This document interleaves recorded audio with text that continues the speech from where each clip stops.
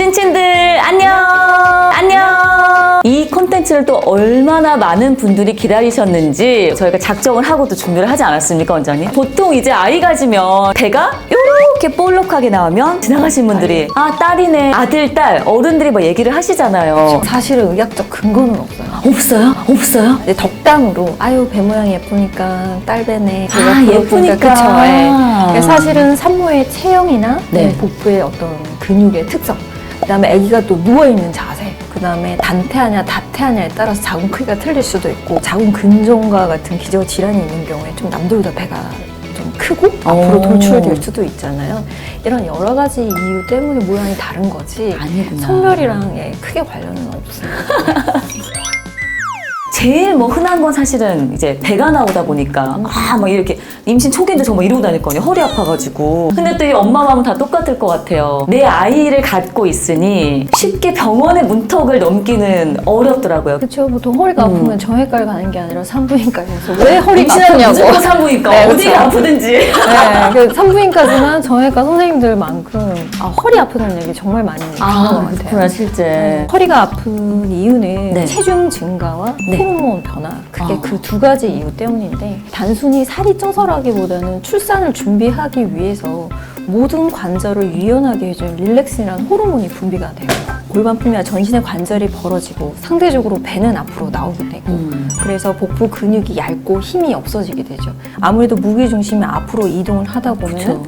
요추나 상부 경추의 전만이 나타나고, 걸을 때는 아무래도 허리에 더 힘을 주고 배를 내밀고 턱을 내미는 자세가 돼요. 그쵸, 그쵸. 이 임산부 자세 막, 괜히 막, 그쵸, 이렇게 되는 거. 근데 배가 나오니까 어쩔 수 없이 허리에 힘을 주고 걷게 되는데, 이런 자세 변화가 아무래도 엉덩이 뼈나 골반에 좀 무리하게 영향을 주는 건 사실이에요. 그래서 이렇게 호르몬에 의해서 불안정성이 커지게 되면서 통증이 악화될 수밖에 없고, 이전부터 뭐 허리 디스크라고 알려져 있는 요추, 추간판 탈출증이나 척추 측만증이 있었던 분들은 아무래도 이런 질환이 악화가 되거나 통증이 심해질 수밖에 없죠.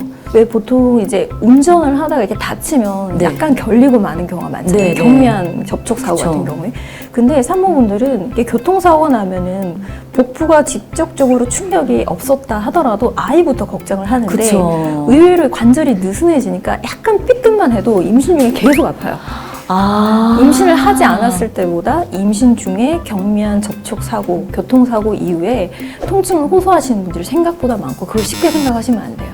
그대로 있는 게 아니라 체형이 계속 바뀌니까 관절이 무리가 돼서 통증이 악화되는 경우가 많아서 출산 후에도 조금 더 물리치료 해주셔야 돼요. 그러니까 뭐 다태할 수 있거나 여러 아까 얘기하신 신체적인 조건상, 아니면 막 저처럼 살이 진짜 많이 쪄가지고 배가 막 많이 나온 경우에 그럼 허리가 더 아파요? 아무래도 임신 전부터 과체중이었던 경우에 통증이 심할 수 있죠. 네네. 게다가 임신 초기부터 급격히 체중이 증가했던 경우에 그럴 수가 있고, 그다음에 체중이 많이 증가하지 않더라도 배가 유난히 앞으로 돌출되는 사람들이 있어요. 네. 예를 들면은 뭐 단태아보다는 다태아 그럴 수도 있죠. 다발성 자궁 근종이 있는 경우에 자궁이 같은 주수 대비 클 수밖에 없고, 또 그렇죠. 근종이 있는 분들이 임신 중에 갑자기 이렇게 커져요. 애랑 근종이랑 같이 커지는 경우가 많아요. 그리고 또 우리 애가 유난히 큰 집이 있어요. 그냥 애가 아이 크면, 자체가. 그렇죠. 애가 크면 어쩔 수 없이 자궁이 커질 수밖에 없죠.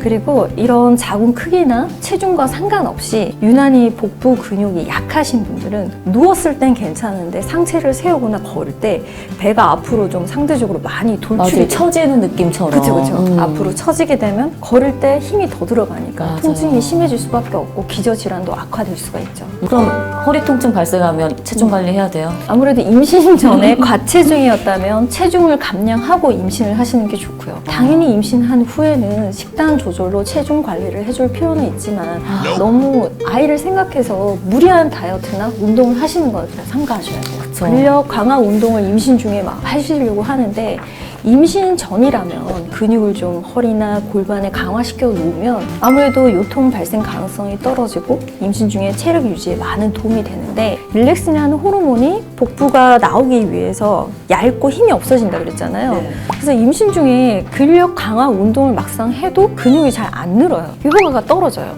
떨어져요. 오히려 관절이 약한데 무리하게 하다가 다치는 경우가 많아서 임신 중에 근력 강화 운동은 저는 굳이 안 하셔도 된다라고 얘기하는 편이에요. 맞아요. 원장님께 요 질문 제가 드렸을 때 전부터 좀 준비를 하고